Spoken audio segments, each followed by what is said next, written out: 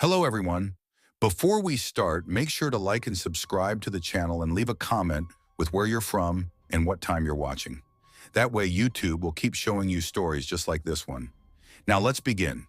I never thought a simple family road trip could carve itself so deeply into my memory that even years later, I'd wake up at night with my chest tight and my knuckles sore from gripping the wheel in my dreams.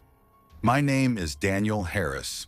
Back in October 2019, I was 38 years old, working as a project manager for a mid-sized architecture firm in Chicago. It was a demanding job.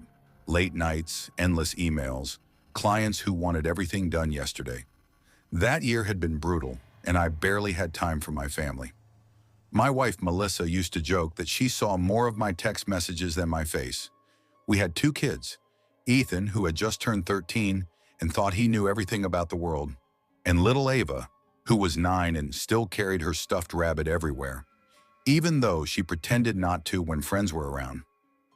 Melissa insisted we needed a break. Her parents lived in Boulder, Colorado, and she suggested we drive out there during the kids' fall break. "We need time together, Danny," she told me one night after I'd fallen asleep on the couch with my laptop open. "No deadlines, no phone calls. Just us, the road, and some peace." I agreed. More out of guilt than eagerness. We'd made the trip before, usually sticking to the interstate, long stretches of I-80, crowded with semi-trucks and bland rest stops. But this time, Melissa wanted something different. "Let's take some of the smaller highways through Kansas and eastern Colorado," she said. "See some actual towns, not just billboards for McDonald's." Ethan rolled his eyes. "As long as I get Wi-Fi at night," he muttered. Ava perked up and said she wanted to stop at the world's largest anything if we saw a sign for it. So on a chilly Thursday morning, we packed up our navy blue Honda Odyssey, snacks, pillows, Melissa's playlist, the kids' tablets, and hit the road. The first day was uneventful. Endless stretches of farmland rolled by outside the windows. Melissa read aloud from a travel blog she'd saved, trying to find quirky roadside stops. The kids bickered over what music we'd play. By the second afternoon, I felt myself actually relaxing for the first time in months. It was around 4 p.m. when the low fuel light blinked on. We were somewhere in western Kansas, where the towns on the map looked more like dots than places people actually lived. Melissa spotted a green road sign. Hastings population, 912, gas 5 miles. "Perfect timing," she said. When we pulled into Hastings, it felt like driving into a time capsule. The main street had a barber shop with a faded pole, a diner with half its neon letters burned out, and a hardware store that looked like it hadn't changed since Eisenhower was president. The gas station was an old Sinclair, the kind with analog pumps and a cracked canopy roof. "I'll fill up," I said. Melissa unbuckled. "I'll take the kids in for a bathroom break." The attendant was a lanky man, maybe mid-50s, with deep creases in his face and nicotine-stained fingers. He wore a stained baseball cap with Coors stitched on it and didn't say a word as I pulled up, just stared. When I asked if the pumps took cards, he gave the slightest nod without blinking. Inside the station, I caught sight of Melissa and the kids at the snack aisle. The man behind the counter didn't move, didn't greet them, just followed every motion with pale eyes that reminded me of cloudy glass. Back in the van, Melissa buckled in and whispered, "Creepy, right?" I gave a short laugh, trying to shake off the unease. Small towns. Probably doesn't see many outsiders. We pulled out of Hastings around 4:30, the sun starting to dip low, painting the fields orange and gold. Ethan had claimed the aux cord, blasting some pop song while Ava hummed along. For a while, it felt normal again, until I noticed the truck. At first, it was just there, a beat-up Chevy Silverado, early 2000s, dull red, grill dented like it had hit more than a few deer. It kept a steady 3-car length distance behind us. On a 2-lane state highway with hardly any traffic, that felt noticeable. I didn't mention it at first, just told myself it was a coincidence. Same road, same direction, nothing strange. But 20 minutes later, when I turned onto Route 76 instead of continuing straight, the truck made the same turn. "Melissa," I said quietly, keeping my eyes on the mirror, "look behind us." She twisted in her seat, pretending to adjust Ava's blanket. When she faced forward again, her voice was tight. "It's been following us?" "Yeah, at least 10 miles now." She pressed her lips together. "Don't say anything to the kids." I tested it, sped up to 75. The truck matched me, slowed down to 55. It slowed too. Even when I coasted, it kept the exact same gap, like we were tethered. The sun was dropping fast and the road ahead cut through thick patches of trees. My palms were sweating. That's when the Silverado surged forward. Its headlights flared, blinding, filling our van. Ethan sat up. "Dad? What's he doing?" "Just some jerk," I muttered, keeping my voice calm. The truck got so close I could see its grille in the rear view, the rusted metal practically kissing our bumper. Then, tap, a soft thud that jolted the van. Ava shrieked, clutching her rabbit. "Daniel!" Melissa's voice was sharp. "Don't stop! Just go!" My foot pressed hard on the accelerator. 80, 85. The van rattled, not built for this kind of speed. The truck backed off briefly, then roared forward again, its engine a guttural growl. We drove like that for miles, me trying to outpace him, the truck lunging and retreating, like a predator playing with its prey. And then we saw it, another truck, parked on the shoulder with hazard lights flashing, black Ford F-250. As we passed, the hazards clicked off. The truck pulled onto the road behind the red Silverado. Melissa's hand gripped mine so tightly my knuckles ached. "There's two of them." The kids were crying now, Ava sobbing into Melissa's lap while Ethan whispered numbers over and over, trying to memorize the Silverado's license plate. The trucks took turns harassing us, one blasting us with high beams, the other rushing up to our side, edging into our lane. At one point, the black Ford pulled even with me, window down, driver's face illuminated for a second. Heavy-set man, thick beard, blank expression, like he wasn't even looking at us, just through us. "Daddy, please stop," Ava cried. "We can't stop," Melissa said firmly, stroking her hair. "We'll be okay, sweetie." "Just hang on then." Like salvation, a sign appeared. Pine Bluff, 6 miles. My chest heaved with relief. A town meant lights, people, maybe a police station. I pushed the van harder, 90 now, praying the old tires would hold. The trucks stayed glued to us, side by side, their combined headlights so bright it felt like we were driving into a white void. Those 6 miles stretched forever. Every curve felt like a trap. Every shadow on the road felt like something waiting. When lights finally appeared, a gas station, a diner, a grocery store, I swerved hard into the Chevron lot. Tires screeched. The place was busy, cars at the pumps, a group of teenagers by the entrance. Witnesses. Safety. The trucks slowed as they passed, idling for a moment. Then the red Silverado's passenger leaned out, hands shaped like a gun, pointed at us. He fired once. Then both trucks rolled off into the night. We sat there for 20 minutes, all of us shaking. Melissa finally got a signal and called 911. The dispatcher promised to send someone, but didn't sound surprised.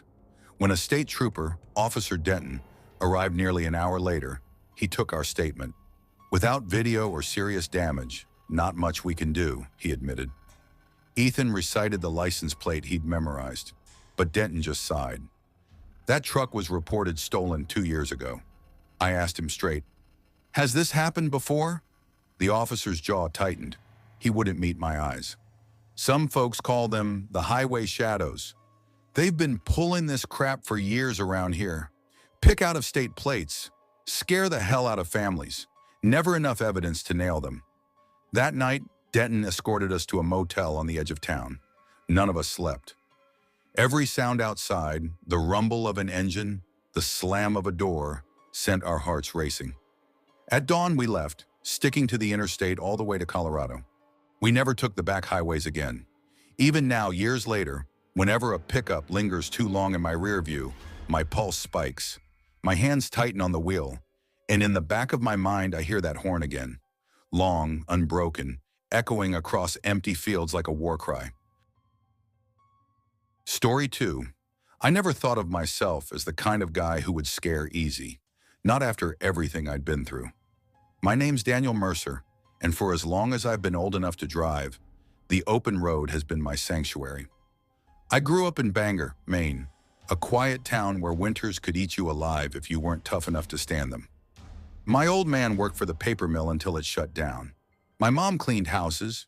We weren't rich, but we made do. What I did have, though, was a beat-up 1998 Ford Ranger that I bought at 17 with lawn mowing money. That truck gave me my first real taste of freedom. I learned something about myself on those drives. The road had a way of stripping me down to just the basics. Me, the hum of tires, and 1,000 miles of nothing stretched ahead. Out there, I didn't have to explain myself, didn't have to carry anyone else's weight. The road was mine, and I was its. I'd driven cross-country more times than I could count. Boston to Denver, Maine to Miami. I even crossed into Canada once on a whim, just to see if I could. Never had an incident. A flat tire once in upstate New York, a sketchy gas station outside of Columbus where I swore someone was watching me too closely. But nothing that couldn't be shrugged off. That all changed last fall. Her name was Hannah Porter. We'd met through mutual friends on Facebook. She lived down in Macon, Georgia, working as an ER nurse, pulling night shifts that left her frazzled and cranky. For 6 months, we'd been trading late-night calls and weekend visits whenever we could swing them. I'll admit, I liked her more than I probably should have. I wasn't great at relationships, but Hannah, she had this way of cutting through my defenses. That October, we'd gone almost 7 weeks without seeing each other. Between her shifts and my work at a construction supply company, neither of us could make the trip. The distance was starting to wear thin. Calls ended in arguments. Texts went unanswered. I figured a surprise visit might smooth things over. So I packed up the Subaru Outback I'd upgraded to a few years back. Better for long drives, plenty of space in the back if I needed to crash for a few hours, and hit the road one Thursday night. My plan was simple: drive until I couldn't anymore, sleep at a rest stop, then roll into Macon by Friday afternoon. I never booked motels on these trips. Waste of money, in my opinion. The Outback was as good as a bed if I folded the seats down. Rest areas were my go-to. Safer than truck stops, quieter than gas station lots. Or so I thought. By the time I reached southern Tennessee, it was pushing past 11. The dashboard clock glowed a faint green, and the road stretched out like an endless ribbon. The hum of the tires had settled me into that weird trance you get on long drives. My eyes ached, though, and a headache pulsed behind them. I told myself I'd stop soon. No point in pushing it. That's when I saw the sign, Rest Area, 2 miles. Perfect. The place was tucked just off I-75, maybe 20 minutes north of the Georgia line. When I pulled in, the lot was nearly empty. Just 2 cars, a rust-colored Jeep parked near the vending machines, and an old silver sedan closer to the bathrooms. No semis idling, no families milling about. The air felt colder than it should have been for October. Leaves scraped across the pavement, pushed by a restless wind. I parked in the far corner beneath an oak tree, where the light from the poles didn't quite reach. I liked the dark. Felt safer somehow, less exposed. I killed the engine, but left the key in the ignition, locked the doors, cracked the windows just a hair to keep them from fogging up. Then I pulled my hoodie over my head, reclined the seat, and let myself drift. Sleep came fast. I don't know how long I was out before the sound woke me. Tap. It was faint, like the click of a fingernail on glass. I stirred but didn't move. My brain was foggy, caught between sleep and waking. At first, I figured it was the wind, or maybe a twig falling from the tree above me. Then came another. Tap, tap. Pause, tap, not rhythmic. Not random either. My headache sharpened, pounding at my temples. Something about the sound felt wrong, unnatural, like it was meant to wake me. I stayed still, eyes closed, ears straining. Then I heard it. Drag. The sound of something scraping along the windshield. My chest tightened. My instincts screamed at me to stay still. Fight or flight locked me down, urging me to wait, to listen. I forced my hand slowly toward the ignition, my fingertips brushing the key. That's when I heard the breathing. Close, Too close. Shallow, wheezy, almost like someone struggling to breathe through water. I froze. My heart hammered so loud I swore whoever was out there could hear it. And then, God help me, I opened my eyes. She was crouched on my hood. A woman, or something that used to be one. Her body was hunched low, elbows bent like she was poised to spring. Her face hovered inches from the glass, pale and corpse-like. Eyes rolled back so far that all I saw was white. Her mouth stretched wide in a grin that looked painful, torn lips cracking as they curled. Yellowed teeth gnashed beneath them. Her long black hair hung wet, plastered against the windshield, strands sliding as she tilted her head. I couldn't move, couldn't breathe. Every muscle in my body locked up. Then, slowly, deliberately, her grin widened. She knew I was awake. My hands snapped to the key. I twisted it hard. The engine roared to life, the vibration jolting her body. But she didn't move. Not at first. I slammed the car into reverse. The sudden lurch made her slip, but she clung to the hood with impossible strength. My wipers came on by instinct, smearing her wet hair across the glass. She didn't flinch. If anything, her expression twisted into something like amusement. I threw it into drive and hit the gas. That did it. She tumbled backward into the dark. For a split second, I thought it was over. Then I saw her in the mirror. She landed on all fours, hands and feet slapping the pavement like an animal, and started chasing me. Not running, galloping. Her limbs moved too fast, too fluid, her hair whipping around her like she was underwater. She shrieked, a sound I'll never forget. Not human, not animal. Something in between, like metal tearing, mixed with the scream of a dying thing. I floored it. Tires screeched as I shot back onto the interstate. I didn't stop, not for hours. By the time I hit Macon, it was nearly dawn. Hannah opened the door, groggy in her scrubs. She took one look at me and said, "Jesus, Danny, what the hell happened to you?" I told her nothing, just said I was tired from the drive. But she knew. She could see it in my face. I didn't sleep that whole weekend. Every time I closed my eyes, I saw her face against the glass. A month later, I tried to find that rest stop again. I told myself I needed closure, needed to see it in the daylight. So I drove back down I-75 with a buddy from work riding shotgun. We never found it. Every rest area near that stretch was newer, brighter, with completely different layouts. We even called the Tennessee Department of Transportation. They told us no rest stops had been closed or decommissioned in that area in over 10 years. But I know what I saw. I know where I parked. And I know she was real. Now every time I drive long distances, I stay in motels. Doesn't matter the cost. Doesn't matter the condition. I'll never sleep in my car again. Some things out there you aren't supposed to see. And if you do, they don't forget you. Story 3. I was 24 the winter it happened, living in a sunburnt little town in northern New Mexico called Mesa Valley. You wouldn't find it on most maps. It was one of those places built on an old railroad stop that never grew the way people thought it would. By 2016, most of the storefronts on Main Street were boarded up, and the only businesses still clinging on were a Dollar General, a feed store, and 2 gas stations owned by the same family. Mesa Valley was home, though. I'd grown up there, moved out to Albuquerque for college, dropped out after a year, then drifted back. My mom still lived in town, but she was remarried and busy with her own life. I rented a small trailer on the far edge of the valley, where the desert stretched flat for miles until the horizon hit the Sangre de Cristo Mountains. Out there, the nights were so quiet it felt like the silence had weight. Some people hate that kind of quiet. Me, I found it comforting, until that trip changed the way I thought about being alone on the road forever. The trip itself wasn't unusual. My friend Chris Allen, who I'd known since middle school, had moved up to a small mountain town in southern Colorado called Redwood Falls. He'd been bugging me to visit since the holidays, and I finally agreed to make the drive the last weekend in February. From Mesa Valley, it was about 9 hours north if you didn't stop too much. Route 84 to 285, then winding through passes most people only drove if they had family up that way. I like long drives. There was a therapy to them. Just me, the road, and the hum of old speakers crackling out whatever burned CDs I still had rattling around in the glove box. My car back then was a 2002 Jeep Liberty, sea green and sun-faded, with a cracked windshield I kept telling myself I'd replace. No GPS, no Bluetooth. Just the old Maps app on my beat-up iPhone 5 that only worked when I could catch a signal, which wasn't often on those back highways. I left Mesa Valley on a Friday morning.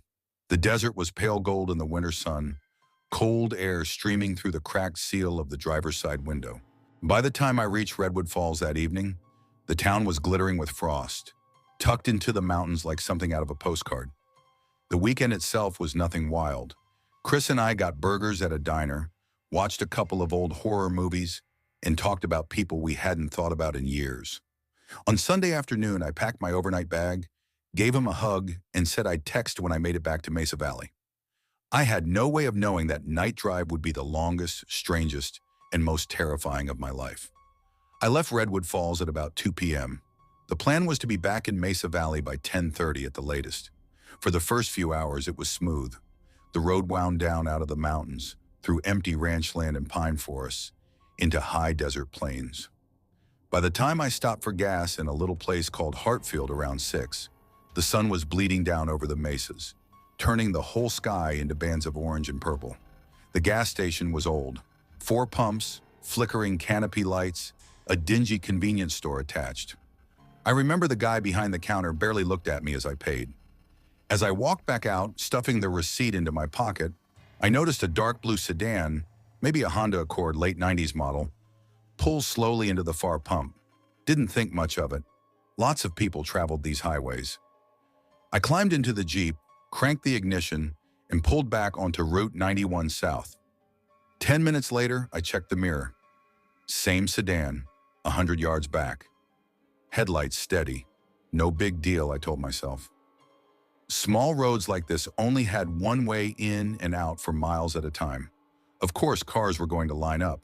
But when I sped up, it sped up. When I slowed, it slowed. Maybe it's a cop, I thought.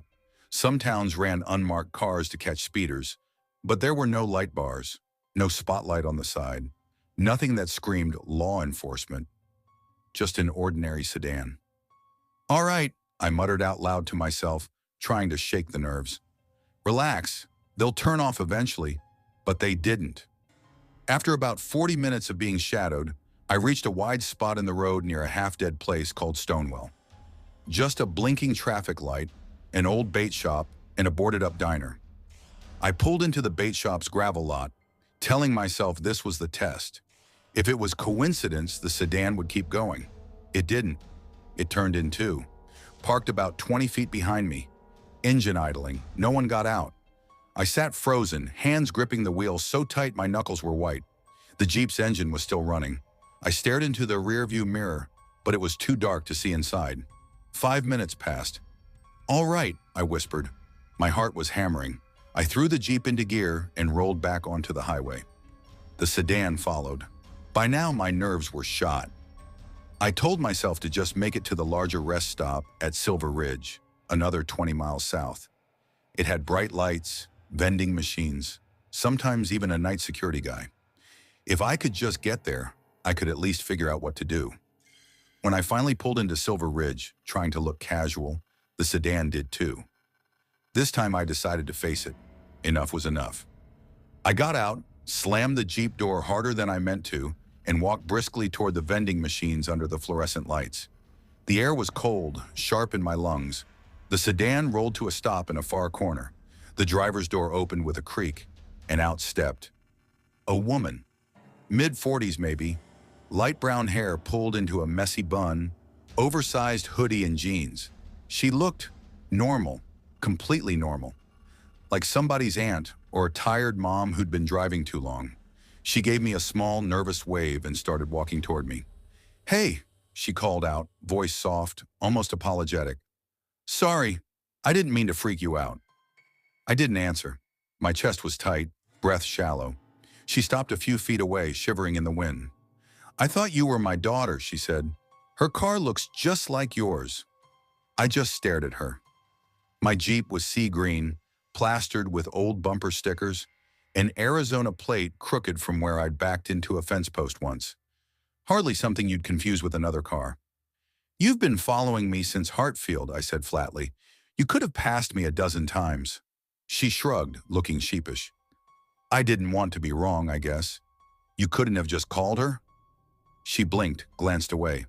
I'm sorry. Without another word, she turned and walked back to her car. Every instinct in me screamed that something was off. Her voice was too calm, her story too flimsy.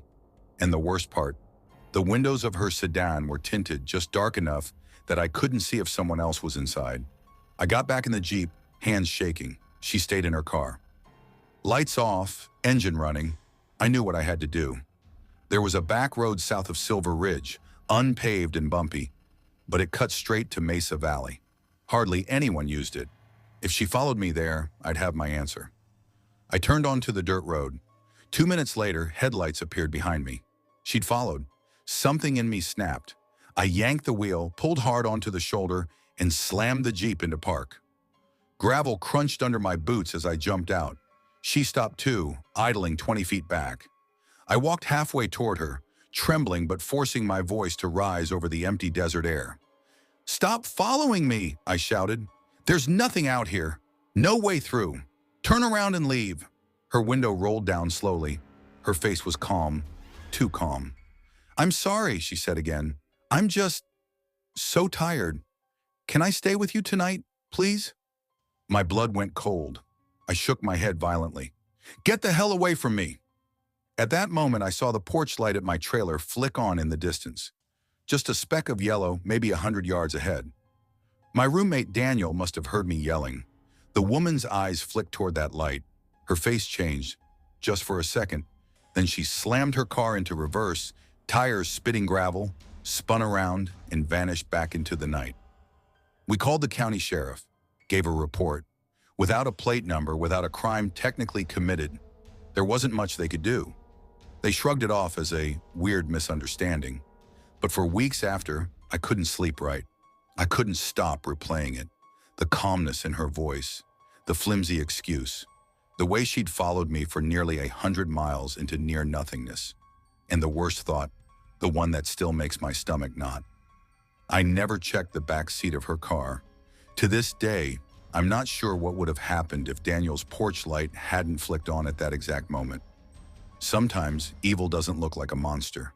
Sometimes it looks like a tired woman in a hoodie with a soft voice and a practiced lie. Story 4. I was 13 this summer. My grandfather decided we should take a road trip together. Looking back, I think he wanted me to see a piece of the world the way he did. Wide highways, small towns with diners that smelled like bacon grease, and landscapes that stretched so far they made you feel small. His name was Harold, though everyone called him Hal. He was in his late 60s, weathered but strong, the kind of man who could fix a fence with 2 nails and a hammer and still be back in time for dinner. He wasn't much for technology. "Phones make people dumber," he'd tell me, wagging a finger. "All the answers you'll ever need are on a map and in your gut." He had an old folded Rand McNally atlas in the glove compartment of his car, pages torn at the edges, pen marks tracing the places he'd been. I lived with my parents in Fairford, a sleepy little city in northern Missouri. That summer, Mom thought it'd be good for me to spend a couple of weeks with Grandpa Hal. She said I was too glued to my Game Boy and didn't know how to sit still and listen to the world. Grandpa's idea was to drive west, across the state line into Kansas, to visit his old Army buddy Leonard, who lived on a farm outside a town called Milford. It wasn't far on a map, maybe a 10-hour drive stretched over a couple days, but Hal thought we'd make an adventure of it. The morning we left, it was already warm. I remember sitting on the porch steps with my backpack while Grandpa loaded up his navy blue Ford Crown Victoria. It had a cracked vinyl dashboard and smelled faintly of pipe tobacco, even though he hadn't smoked in years. He tossed in a cooler with sandwiches, a paper bag of apples, and a thermos of coffee. "You ready, kiddo?" he asked, pushing his baseball cap back. "As ready as I'll ever be," I said, grinning. "Good. Let's go see some America." The first 2 days were everything I thought a road trip would be. We stopped at tiny gas stations where old men in suspenders sat outside on benches, waving as if they'd known us forever. At night, we stayed in cheap motels with buzzing neon signs and beds that creaked if you breathed too hard. Grandpa told stories about his youth, about driving trucks cross-country in the 70s, about bar fights that ended in handshakes, about losing Leonard's address once and spending a year trying to track him down. He'd start with, "Now this was back in '72 when gas was 39 cents a gallon," and I'd roll my eyes, but secretly, I loved it. By the third morning, we were deep in southern Kansas. Flatlands stretched out forever, dotted with barns and half-collapsed silos. It was hot, the kind of heat that glued your shirt to your back and made the air shimmer above the asphalt. That was the day things went wrong. We'd been driving for hours when I finally piped up. "Grandpa, I gotta pee." Like really bad. Hal glanced at the gas gauge. "Well, looks like we need fuel anyway." "We'll find a place." 15 minutes later, as if on cue, we spotted a lonely gas station up ahead. It looked like it had been dropped out of another decade. One pump under a rusty tin awning, an old Coke machine sitting in the sun, and a convenience store with windows so dusty you could barely see inside. Something in my chest tightened as we pulled in. The place was too quiet. No cars, no people. Just the low buzz of an overhead light and the creak of the awning swaying in the breeze. Inside, the air smelled stale, like oil and mothballs. A ceiling fan clicked unevenly above. Behind the counter stood a tall, thin man in a faded plaid shirt. His skin was pale, almost gray, and his smile was wrong. Too wide.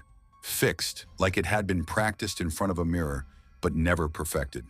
His eyes didn't match the smile. They were cold and steady, following me the moment I walked in. Hal cleared his throat. "Afternoon, need to fill the tank, and my grandson here needs the restroom." The man didn't answer right away. He just kept smiling, staring at me. Finally, he bent down and pulled up a restroom key, attached to a giant piece of wood shaped like a paddle. He set it on the counter with slow, deliberate movement. Hal's voice was steady but sharp. "Thank you kindly." He grabbed the key and nudged me toward the door. The restroom out back was filthy. Flickering light, cracked mirror, stains on the floor I didn't want to think about. I hurried. When I came out, Hal was waiting, eyes scanning the lot. Back in the car, he muttered, "That fella gives me the creeps." I didn't argue. My stomach was knotted. We drove for an hour, maybe more. The road wound through empty farmland, then into patches of forest, then back to fields again. I was staring out the window when I noticed something in the side mirror. "Grandpa," I whispered, "that truck." A dull green pickup was behind us. Old, dented, no license plate on the front. Hal glanced at the mirror. "Probably nothing." Lot of folks use these roads, but the truck didn't pass us, didn't pull away. Every turn we took, it followed. 2 hours passed. 3. Each time we tried to lose him, pulling into a diner, taking a side road, he was there, waiting. At one point, Hal parked at a rest area so we could stretch. The truck rolled through the lot, slow, circling once, then twice, the driver never stepping out, just watching. Hal leaned down to me, his voice low. "Get back in the car." The sun set and still the truck followed. My chest felt tight, like I couldn't breathe right. I kept turning around, heart hammering every time those headlights appeared again in the dark. "Why's he doing this?" I asked, voice shaking. Hal gripped the wheel tighter. "Doesn't matter why. What matters is we get to Milford. Leonard'll know what to do, and if not, the police." I nodded, but my hands wouldn't stop trembling. It was near midnight when we finally reached the edge of Milford, a small city with brick storefronts and a courthouse in the center. Hal recognized the streets and turned fast toward the police station. As we pulled into the lot, the green truck pulled in right behind us. "Out!" Hal barked, his voice sharper than I'd ever heard. "Now!" We ran inside. The fluorescent lights stung my eyes as Hal shouted, "Officer! We're being followed. He's right there." 2 policemen rushed forward. One went outside while the other kept us inside, asking quick questions.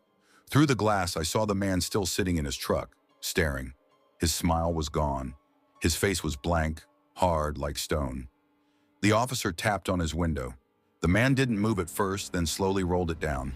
I couldn't hear what was said, but after a few minutes, the other cop came back in. "He claims he was just driving the same way," the officer told us. Says he doesn't know what you're upset about. But we've taken his information and told him to leave town. He won't bother you anymore." Hal nodded, but his jaw was tight. I could see he didn't believe it. That night, we stayed at Leonard's. We didn't talk much about what happened, but I couldn't sleep. Every time I closed my eyes, I saw that smile from the gas station, the way it vanished like a mask slipping, revealing something worse underneath. We stayed a week in Milford, but there were no scenic routes on the way back, no little adventures. Hal bought plane tickets home, leaving the car with Leonard. We never went on another road trip again, and even now, more than 15 years later, every time I see an old green pickup truck on the road, my stomach knots. Some dangers don't announce themselves with violence or weapons.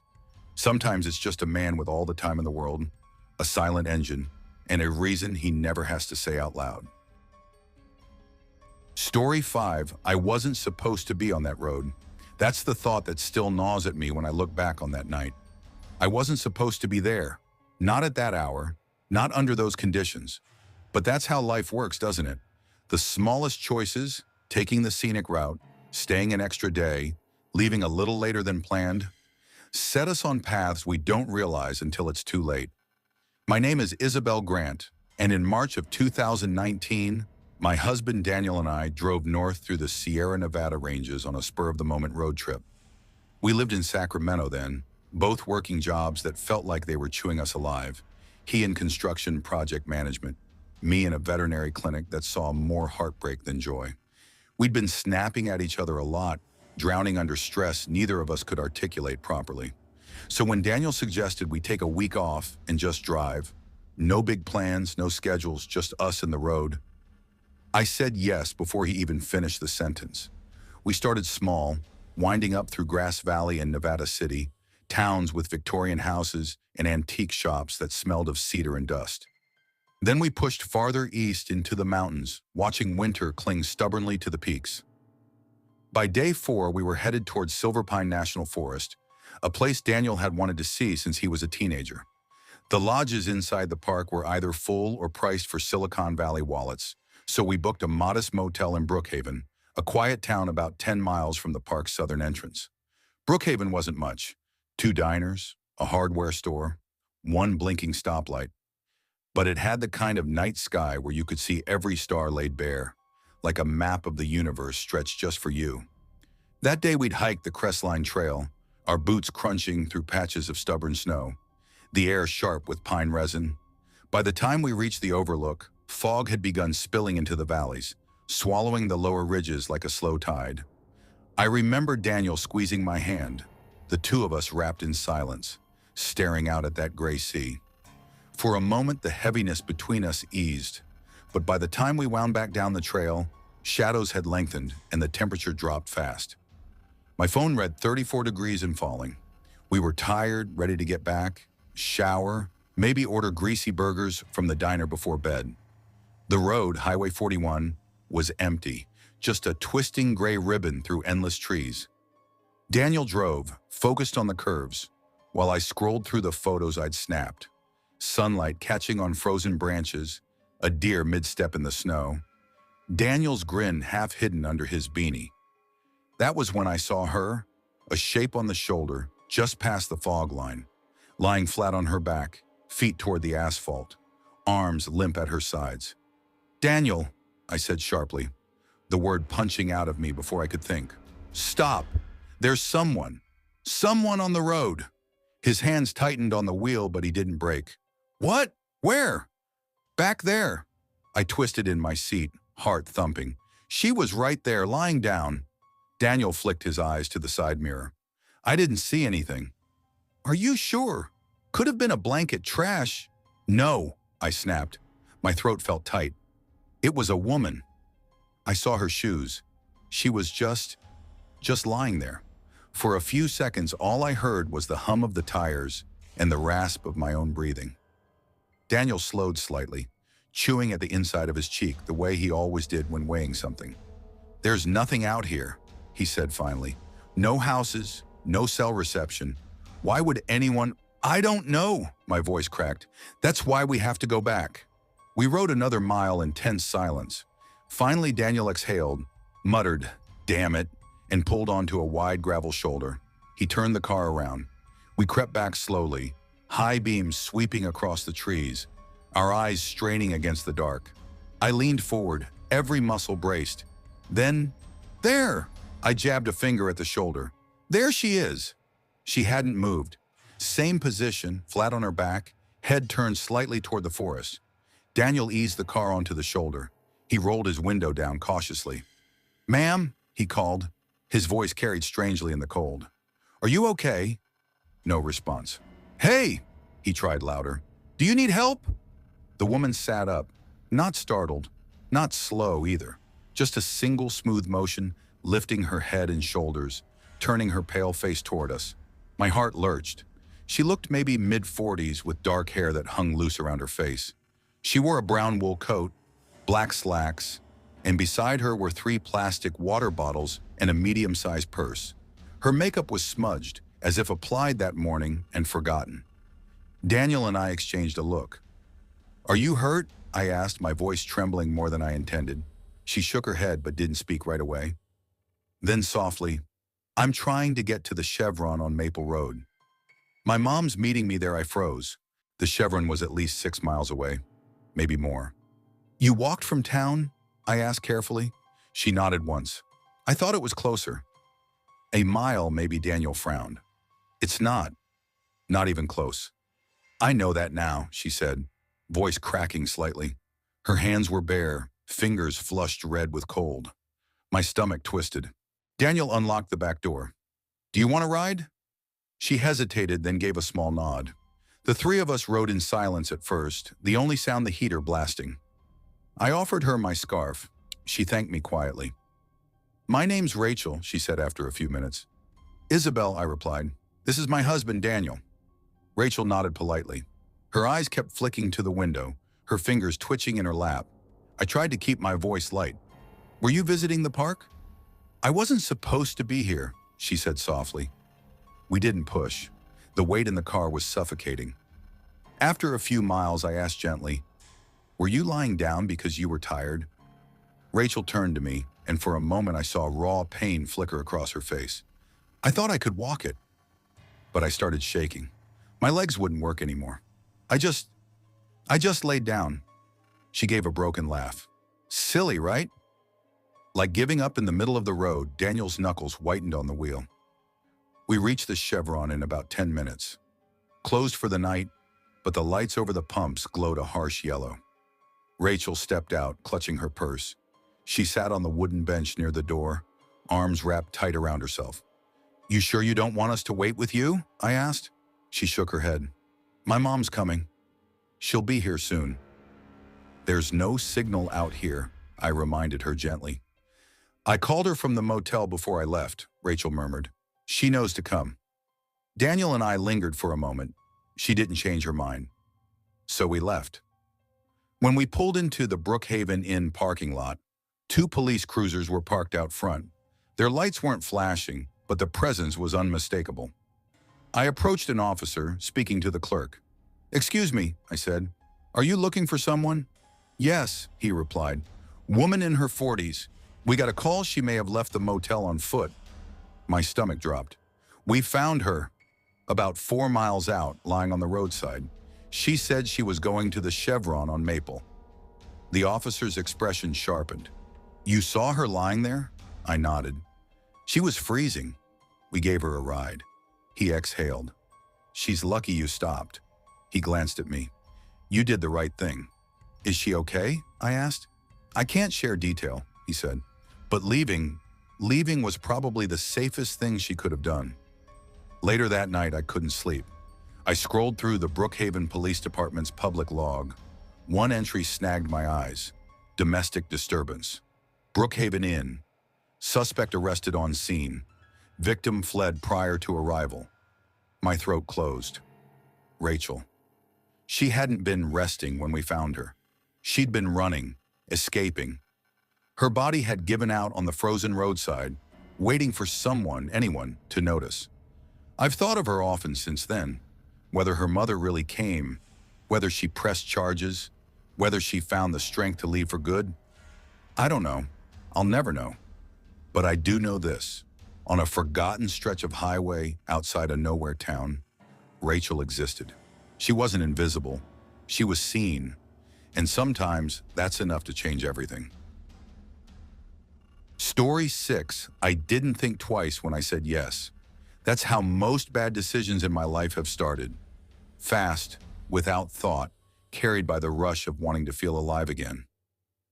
My name's Daniel Price. I was 26 the spring it happened, stuck in Columbus, Ohio, working a warehouse job that paid bills but drained my bones.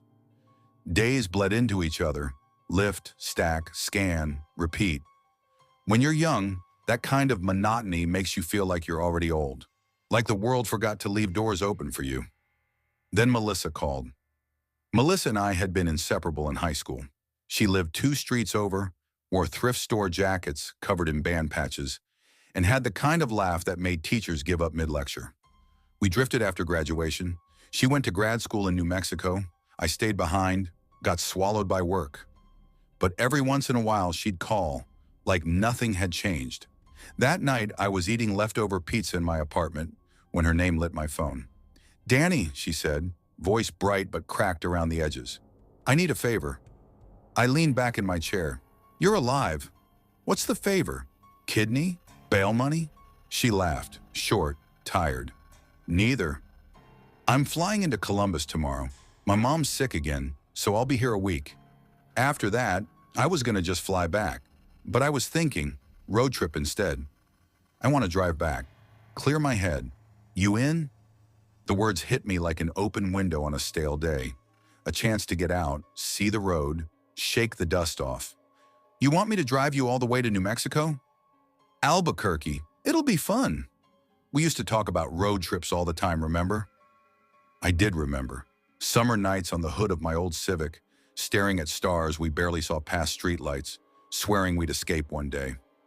I hesitated, but then she said the line that sealed it. Danny, come on. You only live once, I laughed. That's exactly what people say before something goes wrong. Then we'll make sure nothing does. We left on a Thursday at dawn.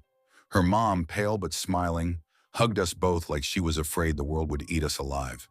Melissa tossed her bag into my car, cranked the seat back, and threw her boots up on the dash. Playlist ready? She asked. I patted my phone. Prepared for 12 hours of questionable taste. She grinned. Perfect. The plan was simple. Columbus to St. Louis the first day, crash somewhere cheap, then straight through Kansas and Colorado, down into New Mexico.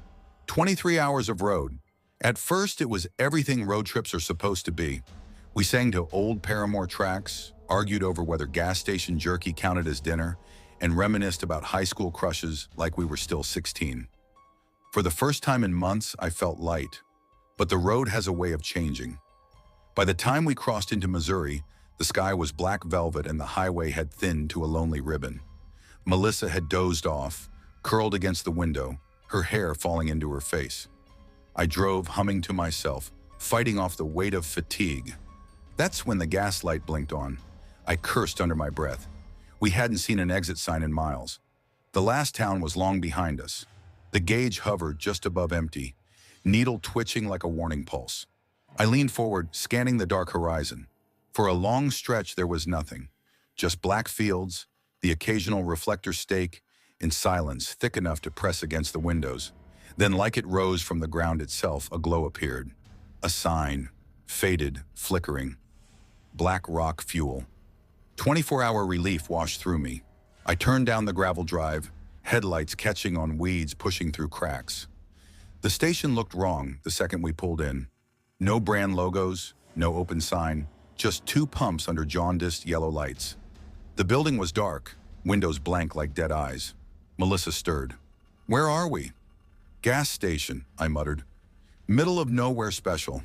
She sat up, rubbing her face. Creepy as hell. I forced a laugh. Better than walking 10 miles. I climbed out. The air was sharp, colder than it should have been in April. Gravel crunched under my boots as I walked to the pump. No card slot, no digital screen. Just a metal lever on the side, rust bitten but intact. I pulled it. The pump coughed awake, humming low. Old school, I whispered. I slid the nozzle into the tank, pressed the handle, and watched the numbers creep. That's when I heard it. A voice. Hey! Not loud, just firm, like someone testing if I'd answer. I froze, glanced toward the building. Nothing. Just shadows swallowing brick. Maybe I imagined it. I turned back to the pump. Then again. Closer. Hey, over here! My spine went rigid. Melissa cracked her window. Danny? Who you talking to? I forced calm into my voice. Nobody. Thought I heard something. And then, sharp, cutting the night, came a whistle. Not playful, not friendly. The kind of whistle you use to call an animal. I snapped my head toward the corner of the building. He was there. A man. Hoodie pulled over his head, brown jacket, bare pale legs under red basketball shorts. Just outside the reach of light, standing perfectly still, watching me. The pump handle trembled in my grip. Dana, Melissa's voice shook. The man stepped forward, one slow stride, then another. Look at me when I'm talking to you, he shouted. The sound cracked the night like a gunshot. Melissa bolted upright, fumbling with her seatbelt. The man flinched at her movement. His head jerked like some switch flipped. Then, without a word, he turned and ran. I heard gravel explode behind the station. An engine roared. Headlights flashed briefly. Then a dark SUV tore into the night, vanishing down the road. I stood frozen, gas still flowing, heart hammering so hard it hurt. Melissa was out of the car in seconds, eyes wide. What the hell was that? I yanked the nozzle free, slammed it back into the pump. I don't know. Let's go. We dove into the car. My hands shook on the wheel as I reversed hard, tires spitting gravel. Neither of us spoke until we were back on the highway, miles of black stretching behind us. Finally, Melissa whispered, Danny, if I hadn't woken up... Her voice cracked. She didn't finish. I tightened my grip on the wheel. Don't say it. We made it to Colorado by dawn, checked into a chain motel and collapsed. But sleep didn't come easy. Every time I closed my eyes, I saw him standing there, just out of reach, waiting. We never told anyone else. On the surface, it became a joke between us. Haunted gas station, creepy Missouri dude. But underneath, it lodged deep, a splinter in the memory. What did he want?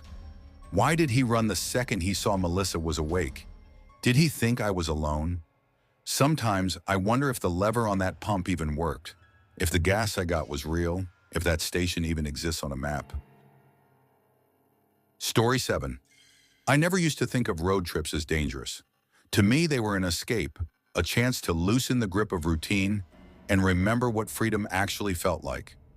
I was 28 that September, working as a field technician for a telecom company in Kansas City. My schedule was relentless, early mornings, late nights calls, at all hours when towers went down. Life had blurred into a cycle of repairs, paperwork, and fatigue. So when my mom called one Sunday evening and reminded me that my great-aunt Mary Ann was turning 80 down in Meridian, Mississippi, I knew I had to go.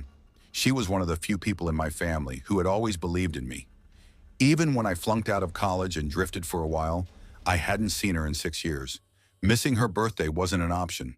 I had 2 days off, barely enough time for the round trip. But I didn't care. The drive itself felt like the real point. I wanted the road, the silence, the miles rolling under me like an old hymn. I spent the evening packing my beat-up silver Honda, a quart of cooler full of energy drinks and sandwiches, a bag of trail mix and chips, a duffel of clothes, and my old iPod preloaded with playlists I hadn't touched since my early 20s. When I told my roommate, Brandon, he shook his head. Dude, you're insane. That's 12 hours each way. Just fly, I laughed. I don't want to fly. I want the drive. Besides, flights are crazy expensive right now. He gave me a look. Just don't pull over in some sketchy middle-of-nowhere gas station. That's how people get killed. At the time, I thought he was joking. I left Kansas City around 6 p.m. on a Thursday, figuring I'd push through the night. The weather was crisp but mild, the kind of early fall evening where the air smells faintly of leaves and dust. The first few hours were easy. The interstate stretched wide and empty, a black ribbon threaded with glowing exit signs. Tractor trailers thundered past, their headlights like slow-moving comets.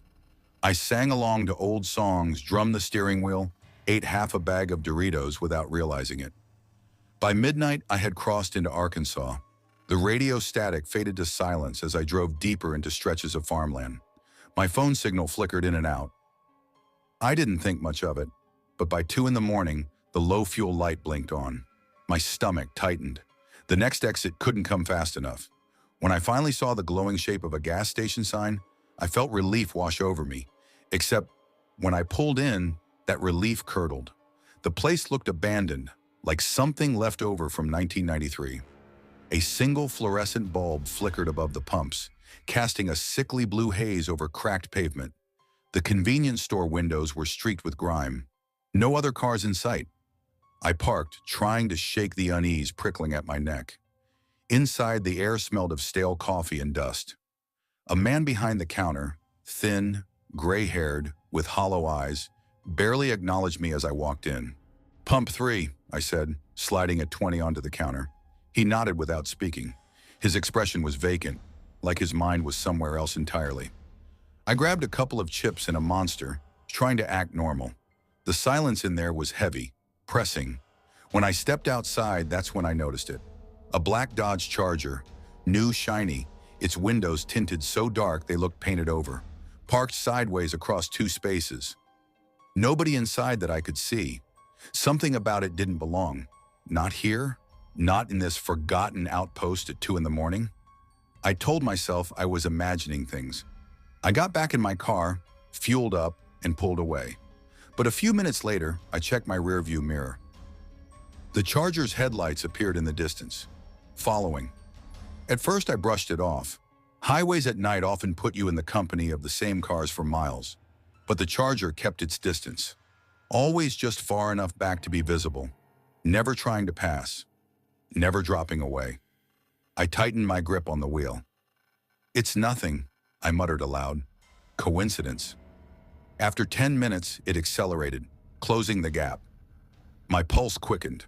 The car swerved, pulling in front of me, then slowing down until I had to brake hard. Then it sped up again, weaving erratically. "What the hell?" Fear clawed through my chest. I tried to pass, but the Charger swung sideways, blocking me. Its taillights flashed like a taunt. "Okay, screw this." I slammed the gas, veering onto the shoulder, gravel spitting. My Honda's engine screamed as I shot past. My hands shook on the wheel, but in my rear view, the headlights flared again.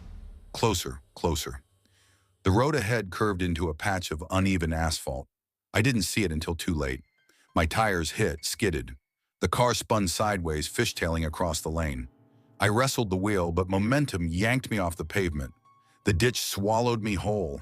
The Honda crashed nose first, the seatbelt biting into my chest. Airbags burst in a violent white flash. Then silence, just the hiss of the engine dying. For a moment I sat there, dizzy, breathless. The world tilted sideways. Then I saw them, headlights cutting across the field. The Charger. The door opened. A man stepped out. Tall, shoulders hunched, hair long, tangled, hanging in greasy strands. His face, God, his face. His jaw crooked like it had been shattered once and never healed. Long scars carved across his cheeks, and he was smiling, wide, too wide. "Hey!" I shouted, scrambling out of my wreck. My voice cracked. He didn't answer, just walked toward me, slow, deliberate. "Stay back!" My chest heaved. "I'll call the cops." No signal. I knew it before I even looked at my phone. The man lunged, his hand clamped around my wrist, iron tight. I tried to yank free, but his grip was unbreakable, and then he bit me, teeth sinking into flesh. Agonizing, primal pain. I screamed, thrashing. He only smiled wider. His breath reeked of rot, and then I saw the glint of a blade in his other hand. The night ripped open with the sound of sirens. Red and blue lights flared across the dark highway. The man froze. His grin twitched wider, like the sirens were part of some sick game he enjoyed. Then, just as quick, he shoved me aside, stuffed the knife into his pocket, and bolted into the trees. I collapsed onto the gravel, clutching my bleeding arm, gasping for air. A police cruiser screeched to a halt nearby. An officer rushed out, flashlight beam cutting through the dark. "You all right?" His voice was steady but edged with urgency. I nodded weakly, tears stinging my eyes. He was here. Sit tight, the officer said, radioing backup. We'll get him.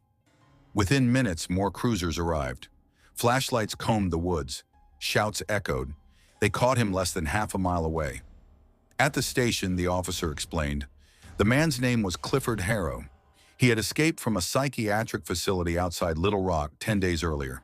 He'd attacked 2 orderlies during his escape, stolen a car from one of them. They'd been searching ever since. You're lucky, the officer said quietly. If we hadn't been on patrol near that stretch, I didn't need him to finish. I knew. My Honda was totaled. I rented a car the next morning and forced myself to keep driving to Meridian. Aunt Marianne's birthday was a blur. I smiled, hugged relatives, pretended everything was fine. But inside, I couldn't stop replaying it.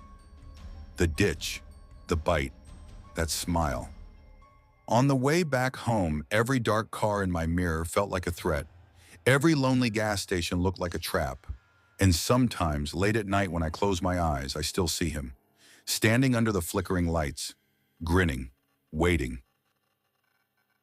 Story 8. I never planned on taking a road trip alone with my daughter. It wasn't some dream of freedom, no checklist adventure I'd saved for after divorce papers were signed. It just happened. I was 28 that summer, raw from everything life had been throwing at me. My marriage had ended 6 months earlier. Sudden, ugly, and public in the way small towns in Ohio make everything feel like gossip. Rent was late again, my bank account sat just above empty, and I was working 2 jobs that barely kept the lights on. My daughter Lila was 2 years old, bright, stubborn, and endlessly needy in the way toddlers are. She clung to me for attention I never felt like I gave enough of. The truth was, I hadn't laughed in weeks, maybe months. I'd gotten good at plastering on smiles for Lila's sake, but inside I felt frayed. So when my boss at the diner surprised me with 3 unexpected days off after a scheduling mix-up, I did something reckless. I left. No announcement, no plan. I packed Lila's little purple duffel with sippy cups, her raggedy stuffed rabbit, way too many diapers, and tossed a cooler of sandwiches and juice boxes in the back seat. I filled the tank of my dented 2002 Toyota Camry and pointed it west, away from Ohio cornfields and toward the coast. I'd found a rustic cabin online the night before, tucked into the Oregon coast near a town called Crescent Bay. Population maybe 300 if you counted the stray cats. It wasn't fancy, just a 1-room rental surrounded by fir trees, a 5-minute walk to a quiet beach. That kind of quiet felt priceless to me. Before I left, my older brother Mark showed up at my apartment. He worked construction, always covered in dust, always worried about me in a way that grated and comforted at the same time. When I told him where I was going, he pressed something into my hand. It was his old .38 revolver. You're driving alone with Lila, he said. Back roads. No cell service half the time. What if you break down? What if some asshole tries something? I laughed it off, but he didn't. He showed me how to load it, how to breathe before pulling the trigger, how to steady my grip even if my hands shook. I hated the feel of it. Heavy, cold, final. But I wrapped it in one of Lila's old baby blankets and slid it under my seat anyway. I told no one else I was leaving. Not my mother, not my best friend, not even my landlord who was still waiting on rent. It felt like mine. Our escape. Just me and Lila. The first half of the drive was uneventful. Lila slept, head lolled to the side, pacifier loose between her lips. I played an audiobook through my phone, something light to fill the silence. We cut through Indiana, then Illinois. Gas stations blurred past. The road unspooled like ribbon. By the time we reached Northern California, the highway narrowed into twisting roads that hugged the cliffs. That stretch of U.S. Route 101 was beautiful but lonely. Miles of sharp turns, no guardrails, and the Pacific crashing below in endless black waves. It was dusk when I noticed the gas gauge dipping lower than I liked.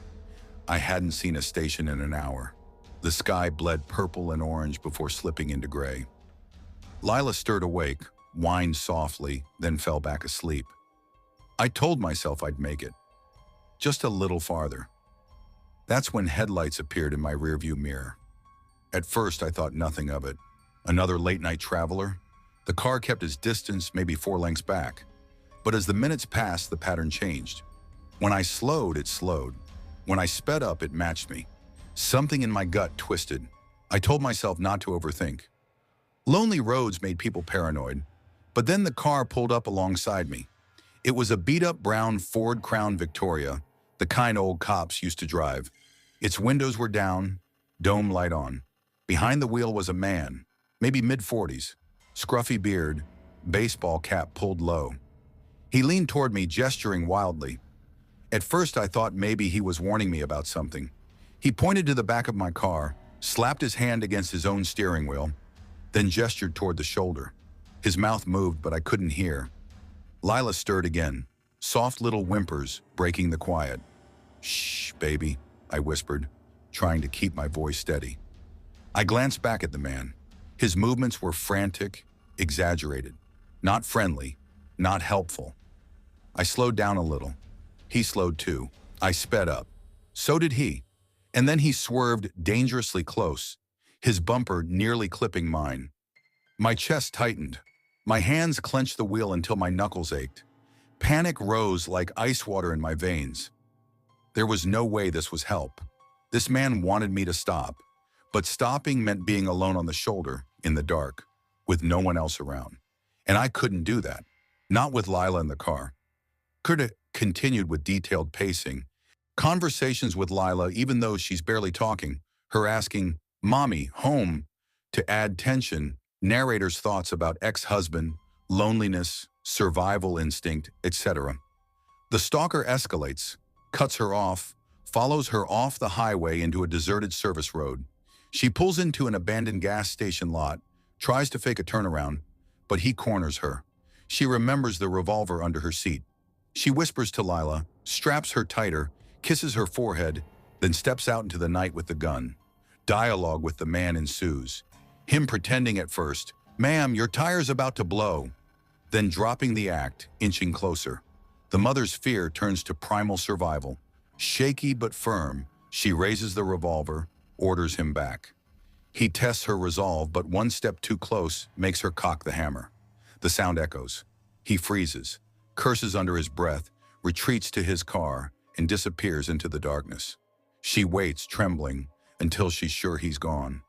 Drives 30 more miles to a lit gas station, where an old clerk and his German Shepherd are the first safety she's felt all night. She doesn't tell them the story, just buys gas, chocolate milk for Lila, and keeps moving. They reach the cabin at dawn. She checks every lock twice, sleeps in a chair by the front door, revolver in her lap, listening to the silence until exhaustion wins. For the next 2 days, she and Lila play on the beach like nothing happened. But the shadow of that night never leaves her. Years later, she still can't drive lonely highways without the memory pressing against her chest.